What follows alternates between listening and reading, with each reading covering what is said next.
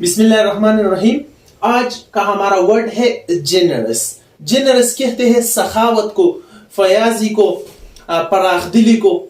فیاضیانہ عادات جو ہوتے ہیں اس کو جنرس کہتے ہیں. یہ ناؤن ہے.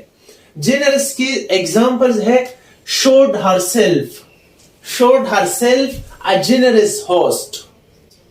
He was a generous man. وہ ایک پراخ دل انسان ہے. اس کی سینونیم ہے ریچ یعنی مالدار، لارج بڑا، ہیلپ فل جو کسی کا مدد کر رہا ہو، فری، گڈ.